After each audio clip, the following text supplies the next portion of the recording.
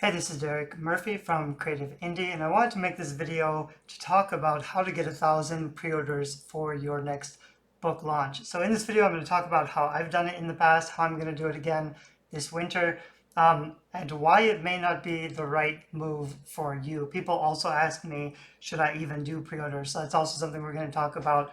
And quickly, so a little bit about my history. The first book that I had 1,500 or something pre-orders for.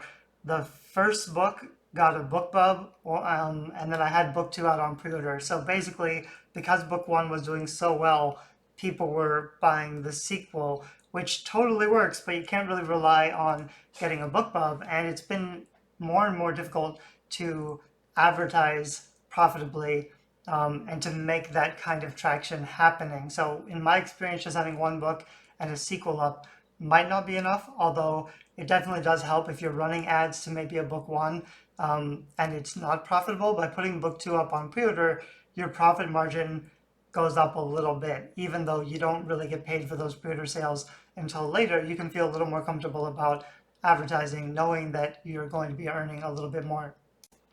But I've also had a lot of trouble with putting my books up on pre-order. It used to be the case that if you failed to update your manuscript in time for your pre-order launch date, Amazon would ban you from using the pre-order system for a year. And I think I've lost 3 years by missing my deadline. And on the fiction side, a lot of my readers know they can't really count on me to hit my pre-order deadlines in time, in part because it's really difficult to consider how long it's going to take you to write and edit a book. Even though if you've done it before, even if you give yourself a lot of time, if you procrastinate like me, you're always writing right up to the deadline. I've used pre-orders to motivate myself to finish books, but I've also not been happy with the quality of the book that I upload, because usually, even though it's finished, it's not quite polished and edited as much as it needs to be. And so the people who support me by pre-ordering don't necessarily get the best work like they should. They've actually changed that recently, so you can miss your pre-order deadline or set it back by a month without getting banned for a year, which is kind of nice, but it's something to consider. Another thing to consider is, why are you even doing pre-orders? Because it's harder to sell a book that's on pre-order because it doesn't have any reviews, there's less traction, the conversion is going to be less, so it's difficult to sustain with advertising.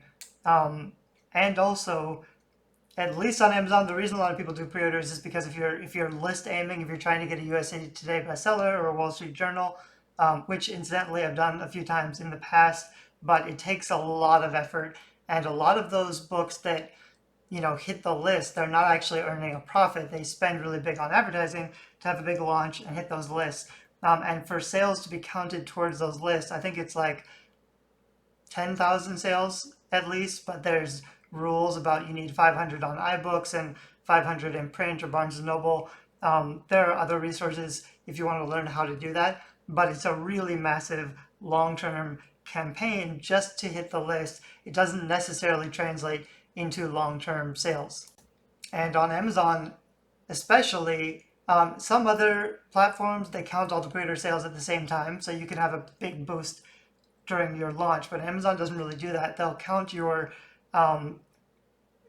sales as they come. So if you're doing, a long, slow pre-order campaign, your rank should stay visible, but you won't get that massive spike like you would have done if you actually told everybody to go buy it during launch week.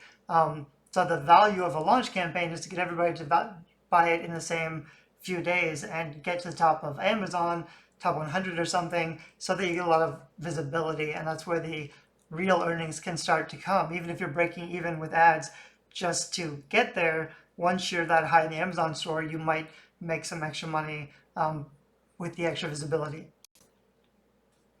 Finally, one reason to consider why you may not want to do pre-orders is that it's hard to sustain a long-term sales campaign when you are limited by audience. So maybe you don't have an email list or a platform or a lot of traffic, which means you're always asking the same people to support you and buy your book, your friends and family on Facebook probably, which you shouldn't do anyway because it'll screw up your also bots. But you can probably get away with, I launched a book, it's on sale this week, please go buy it. A few of those posts on your personal social media sites during your launch. However, if you have like a 3 to 6 month pre-order campaign and you're always asking people to pre-order your book, they're going to get sick of it really quickly. Also, if you're just starting out, there are easier things to ask people than to go buy your book. I would rather have them sign up to my email list or follow me on social media, or promote some good content. It's much easier to get people to share your free good content than it is to ask them to support and share your book launch, especially if it's a book on pre-order that doesn't have any reviews. It's very difficult to get people to support something if it's not already vetted by a third party. Nobody's going to believe that your book is good just because you say so. And even if you have a big platform, it can be difficult to get people to buy your book. So now I'm going to talk about why I'm doing it anyway. Those are some of the reasons why, I don't necessarily recommend pre-orders for everybody. But now I'm going to talk about what I have been doing to hit 1,000 pre-orders for this book, which I don't think I've talked a lot about yet on YouTube, but this is what I've been working on. It's Bookcraft, Cut the Fluff, Keep the Magic, How to Write Books Readers Love from First Draft to Final Polish. There's a lot of stuff in there. I had to really think about the title and the benefits and the keywords. And it was difficult because this is basically a craft writing book, but I want it to become a general how to write a book type of book. And I'm excited about it because I've done stuff on book marketing or publishing, book design, which are very specialized, and people don't really take them seriously. They don't really value them as much. And there's a much bigger audience who are struggling with how to finish their first draft than there are how to sell more books. And I really want to reach that audience and help them because it's also a bigger pain point. Everybody knows they need a good book cover or book marketing, but there's lots of resources. There's a lot of people who can tell you how to do that stuff. In my experience, there are very few good resources to help you to write a good book. I've read most of the books on craft. I think some of them are entertaining. A lot of them are written by famous authors who are great writers, but they may not have a system of how they write. So what they tend to tell you is that writing is an art and nobody can, there are no rules to writing. You just have to figure it out on your own. They tell you, don't worry about the market, just be creative, just do what you're passionate about. All of that is bad advice for reasons that I will go into in the book. It's called Bookcraft because we focus on the craft of writing versus the magic of writing.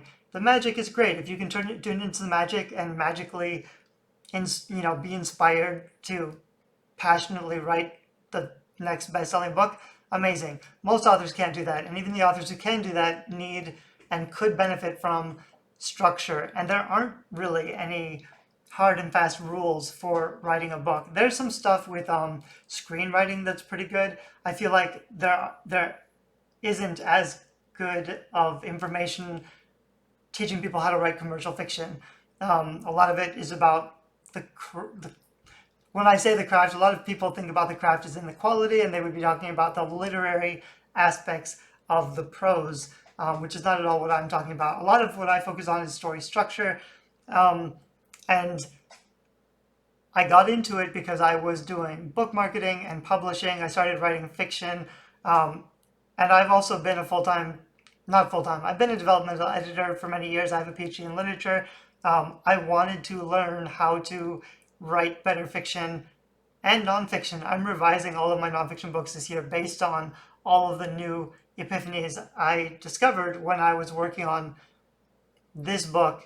And actually a few courses. I started just kind of, every time I'm working on something, I'll have a new law or rule or discovery about writing, and I would make a YouTube video about it. That turned into a course on writing. This summer I'm going through and making another course on writing that was meant to be for teens, but is actually really advanced content. It's just a lot more organized than I have done in the past, because normally I'll just get on YouTube and I'll word vomit for an hour about what I think, and making a course this way has really helped me to focus on the structure a little bit more. So I have this idea for a book. I'm finishing the course this summer, which organizes the content to a new degree.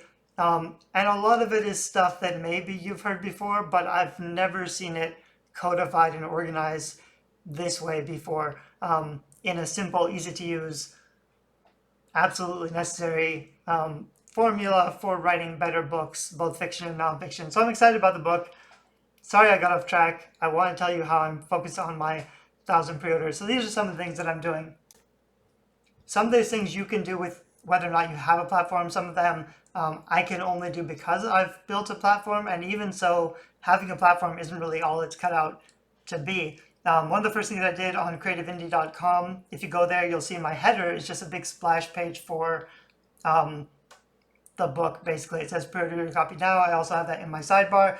That's actually not doing as well as I assumed it would be. I have decent traffic, like 1,500 people a day come to my website, so they're all seeing that offer. And in that offer, I also say, I think, it's $3.99 now, and you'll get a free writing course, which I'll talk about later. But it's going up to full price, which will be $7.99 when it launches. So there's a little bit of incentive to get it early. You're allowed to give out pre-order bonuses. If someone buys your book, you can offer them a bonus as long as the book itself is worth the price, and you're not just what Amazon will accuse you of rank manipulation, where you're getting people to buy a bullshit book that doesn't really have content by offering all this other stuff. You can't put that in your Amazon description, I'm pretty sure, but it's okay to offer that. It's kind of one of those weird gray hat issues where some people will do it and it looks scammy and people will get really upset and tell everybody not to buy the book. Other people will do it. It's totally fine. It's pretty common in nonfiction. There's a big distinction between nonfiction business books where people are used to doing marketing for their books and literary fiction authors who are really skeptical about some of the online marketing practices. But anyway, those are two of the ways that I'm doing right now. Three of the ways I'm doing right now is I have a big splash page on my header of my blog. If you're not getting blog traffic, that's not going to work for you. But I've also done a reduced price for the pre-order, and I will have a bonus offer if they pre-order the book. I haven't really hard sold this yet to my audience, but I thought I'd put it up on the web page. So the other advantage of pre-orders is that rather than trying to do a really hard organized launch campaign, in 1 week or whatever, you can slow play it. So I have this stuff on my website that's working for me. People are seeing it all the time, but I'm not actively promoting it. For me, because I'm an introvert, that feels a little more comfortable. I haven't really started telling people about it, at least like on Facebook or anything, because it's not finished yet. I want to be a little more clear on, having a first rough draft edited before I announce that I'm sure this is going to be awesome and I want people to buy it. And I will eventually. The other thing I've been doing is, and this is what I would recommend if you're doing a long pre-order campaign, is putting up a lot of content.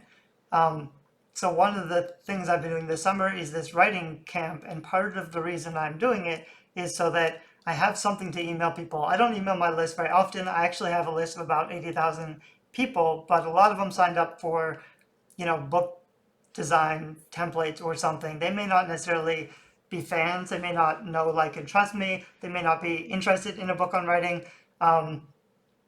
So just because you have a big list doesn't necessarily mean they're going to convert to sales. That's a whole other thing, list building and talking to people on your list in a way that creates a fan base, because they have to like you before they open your emails and value what you have to say.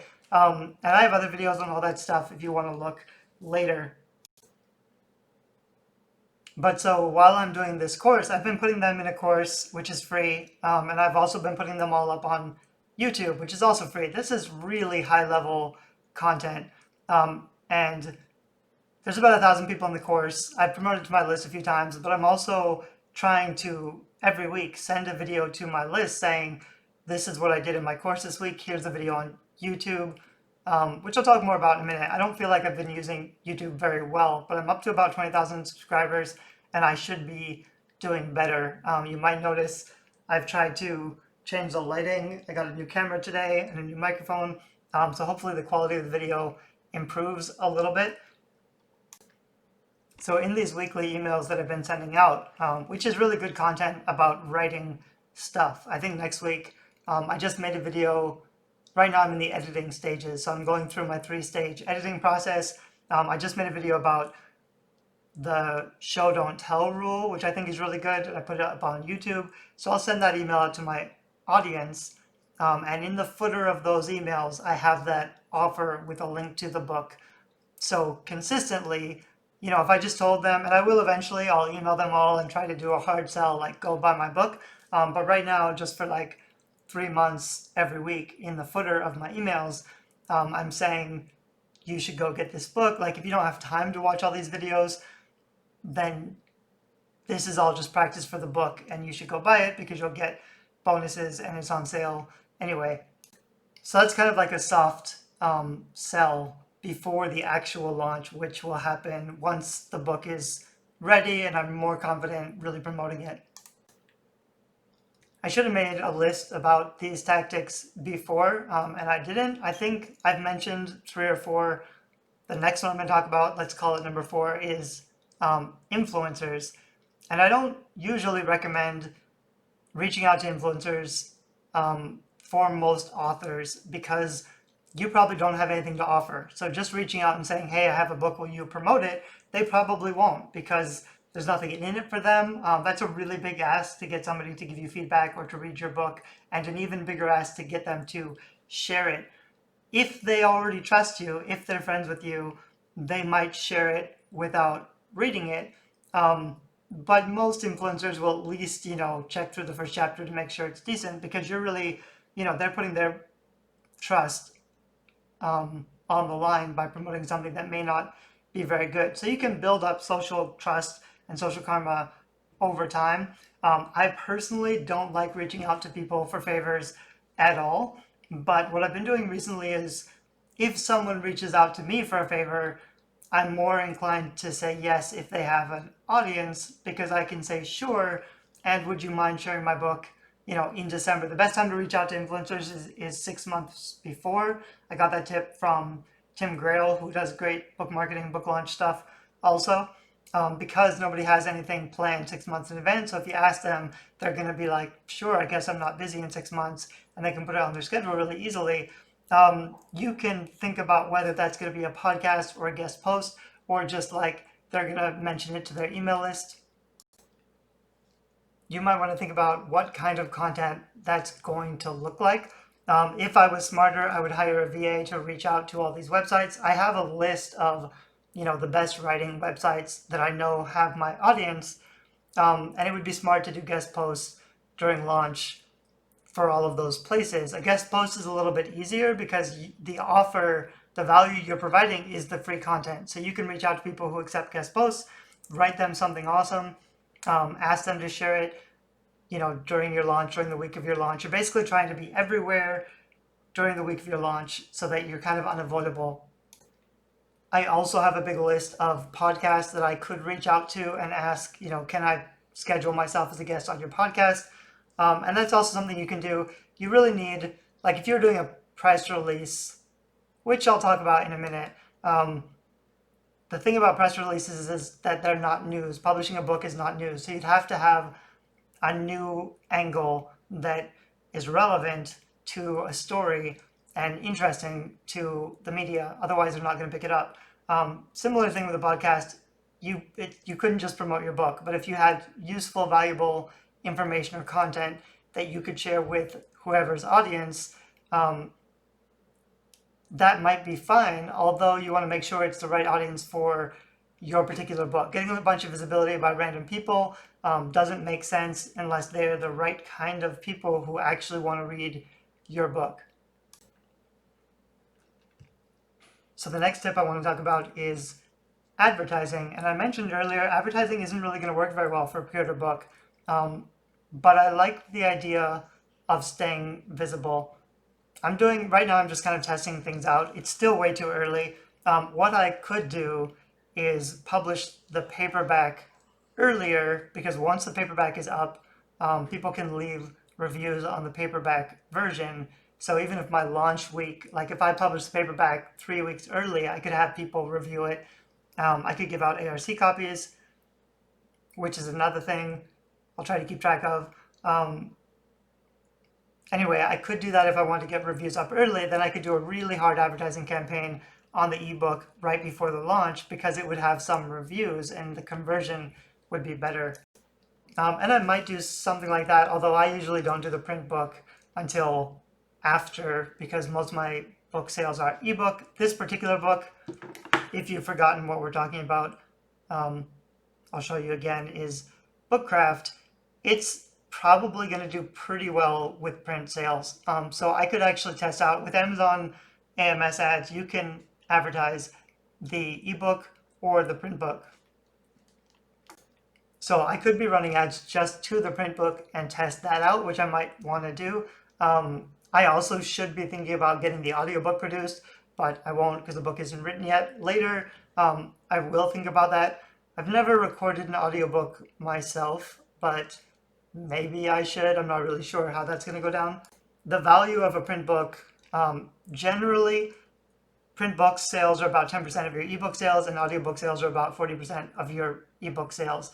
But like even if it's 10% of your, generally like you can't really mark up the print book that much. So the margin, the profit margin for print and ebook is about the same, even if the ebook is a lot cheaper. But the audiobook can be a lot more. So like once you have those three pieces, you can spend more on advertising because you're going to be making more back. And a side note, which doesn't really fit in this video, but I will probably also have an upsell or something for this. So when they read the book, I can say, get 50% off my writing course if you want to watch all the videos. Right now, the stuff I'm putting out is free, but I'll probably raise the price and have that be an upsell, which means, you know, if 100 people read the book, but one person buys a $97 course or something, then actually I can afford to spend a lot more on advertising to keep this book selling. The thing I think I forgot to mention earlier is that it seems like Amazon is prioritizing pre-order sales. So if you get a lot of pre-orders when you launch, you're not going to see an immediate boost of visibility, but your book might get stickier, partly because there's more time to populate your also bots. So if you just launch a book during launch week, your also bots aren't going to do anything. You're not going to have any also bots. The also bots are on Amazon. You know, people who have bought or looked at this book have also bought these other books, and you want those to be really clear and relevant because Amazon needs to learn who is buying your book, who your book is best suited for. If you can train Amazon that these type of people buy this book, then they will start promoting it for you. You generally want an upwards incline in sales. So some people say, like when you start off launching a book, and this is different, this is a launch strategy, but like in the first week of my launch, I'll probably spend, you know, 50 bucks a day and then 100 bucks a day and then 200 bucks a day on ads to try to force the sales up as high as possible in the store, and also to show Amazon that this is trending upwards, and that might, you know, kick things off in the algorithms, and they will start to do some things like they will send out emails for the book for the new release, but they'll just pick like 500 people and send them a random email and then see what the conversion is like. And if the conversion is low, they may assume that's the wrong audience or it's just not converting very well. So the value of a pre-order is that in part, right now I can be targeting really specifically with AMS ads. I can have this book being shown, you know, next to all of the other best-selling books in my category or genre, all those famous books on writing, like Stephen King's book on writing, Bird by Bird, Chris Fox has a whole bunch of stuff, Take Off My Pants by Libby Hawker, 2000 to 5000 or 2000 to 10,000 or something. Anyway, there's probably 5 or 10 or 20 really good books on writing that everybody recommends. I want my book to be one of those. So to make it look like it belongs in those categories, I can do a long pre-order campaign with advertising targeting those books so that I think already. So I just took a quick look on Amazon to see my also bots, and there is some decent looking stuff. There's a lot of Chris Fox stuff, a whole bunch. There's David Gogren's Let's Get Digital, which isn't quite the same because that's more about book marketing, but Libby Hucker's Take Off Your Pants, 5,000 words an hour. There's like 10 pages of also bots already set up, and I'm not selling that many. I think I have about 250 pre-orders because, like I said, I've been kind of soft selling it and not really pushing it very hard. But that's one of the things I'm doing is a long, slow pre-order campaign with some advertisements, even if I mean, I haven't really checked whether my advertisements are working. I would guess the conversion is pretty low, but I'm staying visible. I would actually rather spend a lot and really boost my spending like during launch week to make it everywhere, which I'll probably do anyway. But right now, I'm also just because something else that is dangerous is trying to figure out advertising during your launch week because you'll probably get desperate, which I always do, and it's not working. I'll just up my bids. I don't care about the conversion. I don't care about the profit, and then you're just losing money if it's not resulting in sales. So it'd be better to spend a few months getting used to the ads and the targeting and figure out what's working for you to figure out your best hook. The other really big advantage of advertising is I could have been testing out subtitles or hooks or ad copy to see which one gets the most clicks because that's the one that's going to sell the most books. I could also be doing this on Facebook. On Amazon AMS ads, you can only have like a little snippet, like one sentence, but on Facebook ads, I could have the entire blurb for the book, and then I could test out 2 or 3 different versions of that and see which one gets the most clicks, and then just use that ad copy for the Amazon page. So one thing I don't think I mentioned is right now I'm really highly targeting some writing specific books, which is fine because I want my also bots to be really clean. The disadvantage is that this is not, even though writing books is a huge pain point, everybody's trying to write a book, those books aren't really selling as well as other major general nonfiction books, which means I'm not getting like massive traffic or visibility from everybody, but I should be showing up to people who are already looking for that type of book.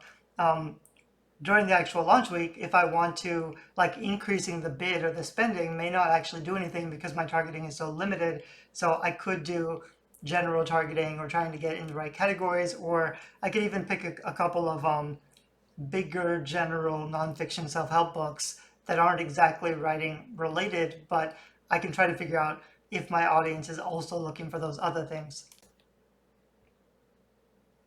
So with advertising, I haven't really talked about Facebook ads yet. Facebook ads are great for specific targeting. I might do some Facebook ads when the book launches, after I have my ARC readers leave some reviews, because then I know the conversion will be better. Once it has some reviews, then you can do advertising because conversion will be okay. You need like 10 or 20 or else people aren't going to get it. In my experience, I have books with like 500 reviews that don't sell as well as those with less, but you just need enough so that people know other people have read it and it's okay.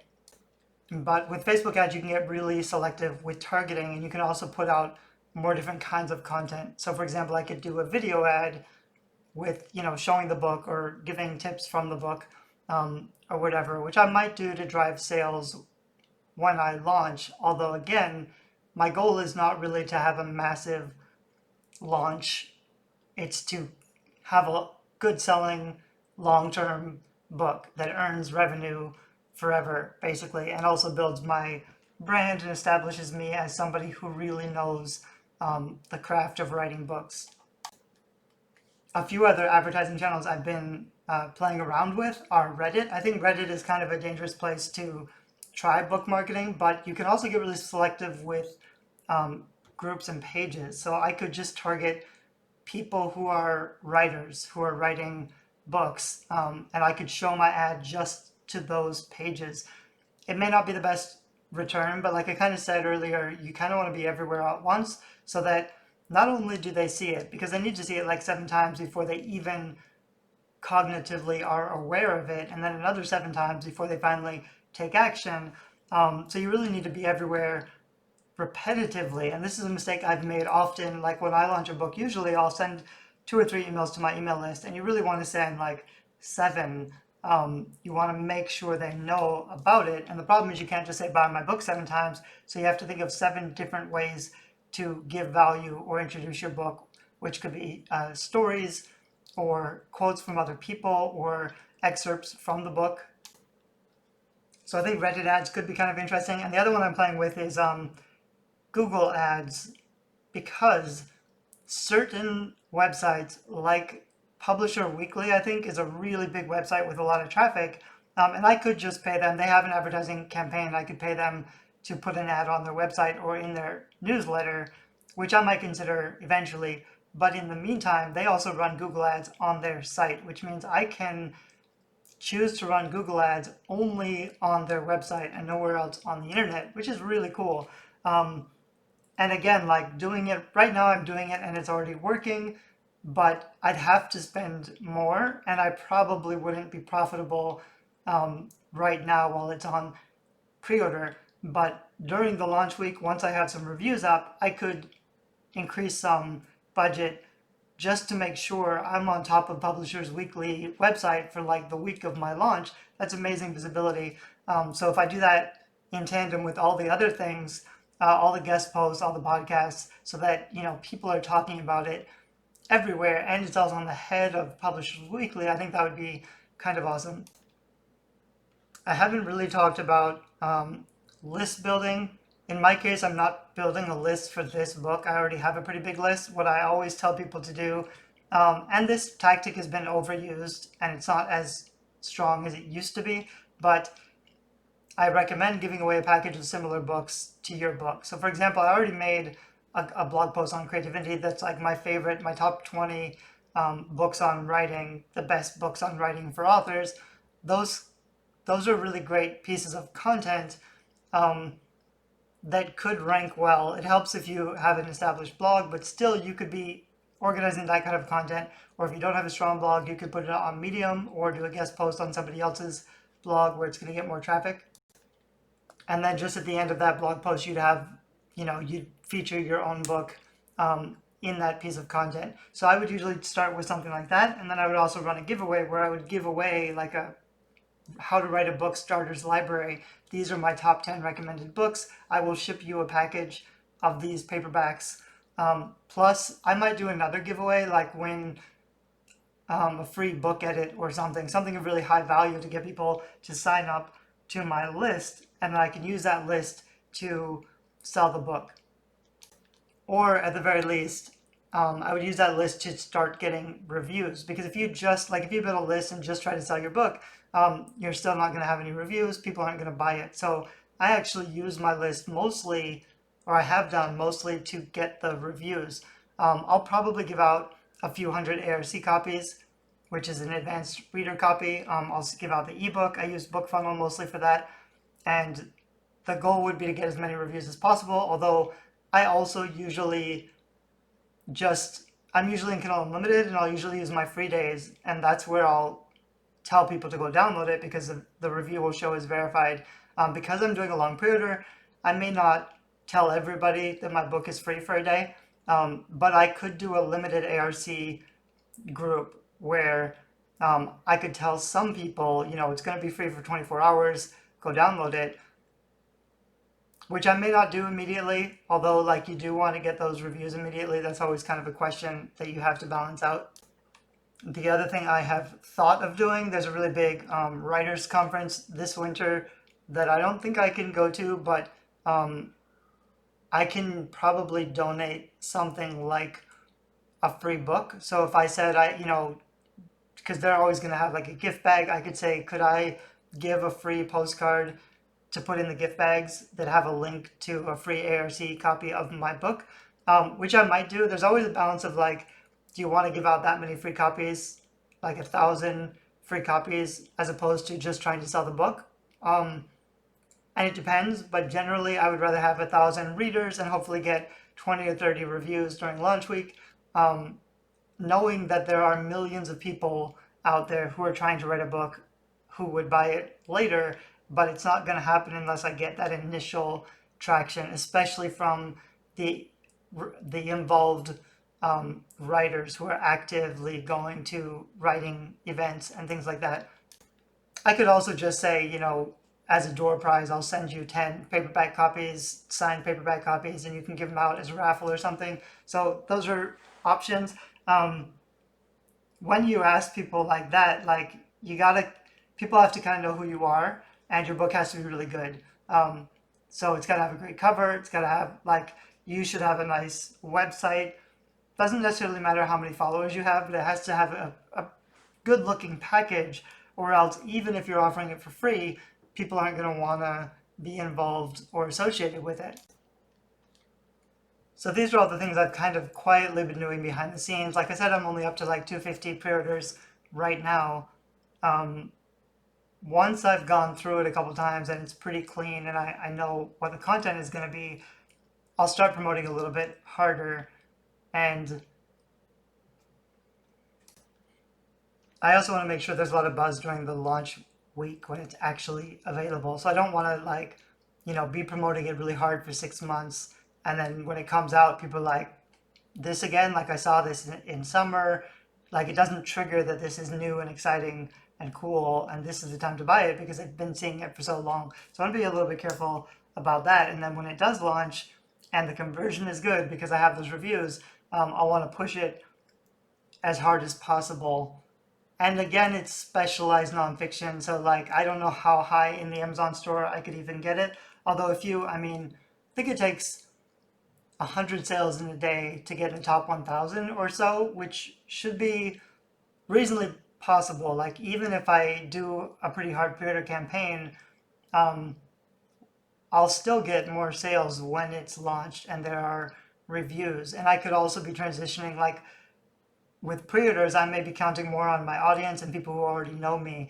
But once it's up and live with reviews, then I would focus a little harder on advertising to cold traffic because I know that's when the conversion is going to be better.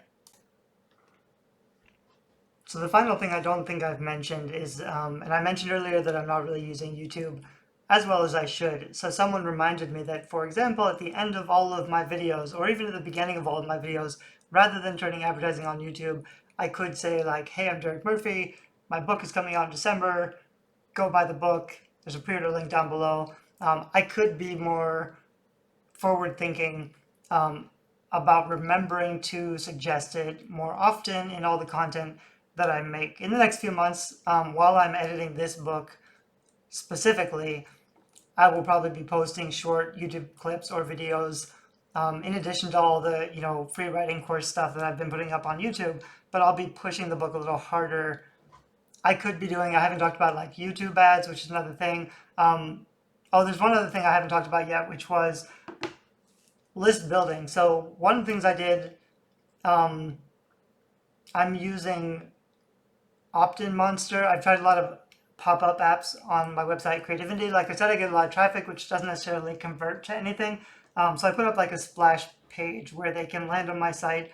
I tested 3 different offers: the Indie Survival Guide, Write and Publish a Book on a Budget, and I think my book cover design or something. I tested a few different offers to see which one had the most conversion. The Indie Author Survival Guide has pretty decent conversion, actually. So just by turning that on, I don't think I had an exit intent pop up for a while on Creativity, and just by turning that on, I think I'm getting like 30 opt-ins a day, which is almost like 1,000 subscribers a month. And I don't necessarily know that they're going to stick around. I've also been testing advertising the same offers on Bing and Quora, and I'm doing some Facebook ad retargeting, which only makes sense because I have other things to sell. So hopefully, if I can offset the cost of those lead building activities so that I'm not losing money, it means I'll be able to build a big list pretty quickly, which of course will help with the launch of the book. So in order to make that possible, you would have to have some kind of a digital product or service as an upsell or a tripwire, so that you can be running ads to get people into your funnel for your free content. I have a lot of pieces of free content which are actually full free books, but for example, for this book, I could just take out one little excerpt, like 3 ways to immediately increase reader engagement and conflict and suspense, or whatever, the guide to show don't tell. I could just pick out like one little piece of content,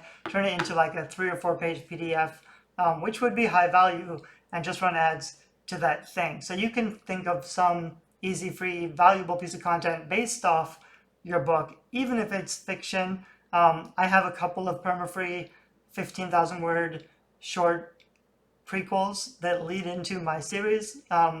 So it's harder to advertise for something free like that for a lead into a series because there's not a lot of profit margin there.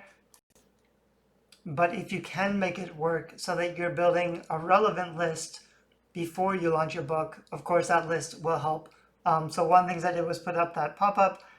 I've been advertising, and so I'm spending money, but I'm hoping, I've always been kind of afraid to do advertising because I don't sell that well. My stuff is really valuable, but it doesn't actually convert very well because I'm not so good at selling it. But that's something I'm trying to rectify this month so I can reach more people without losing money. I have a lot of organic free content, which is great, but you're limited by your time and your reach. And if you really want to compete with the people who have a much bigger platform, you kind of have to figure out how to advertise and how to make your funnel or your back end profitable.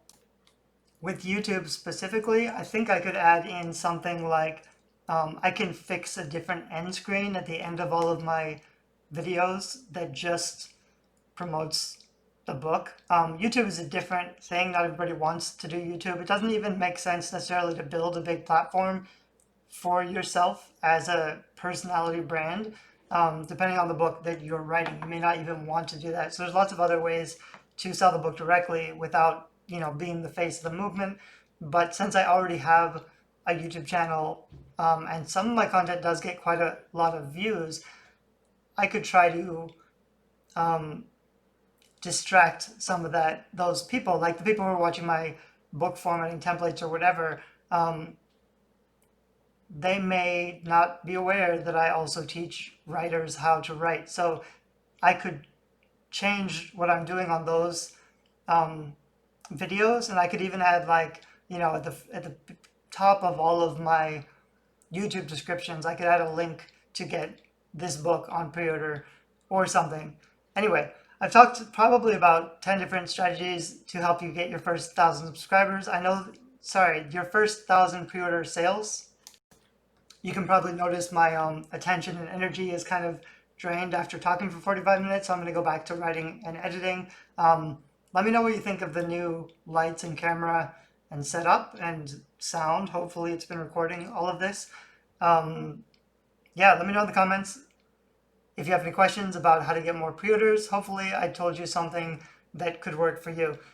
If you feel really arduous, that's not the right word, energetic, motivated, it'd be great if someone posted in the comment a list of the different tips that I mentioned. I stopped counting after 4 or 5. I think there were probably 8 or 9, but if you want to try to write those down in the comments, otherwise I'll do it eventually also, but I know that that's really useful for people who don't have time to sit through the whole video. Thanks, bye-bye.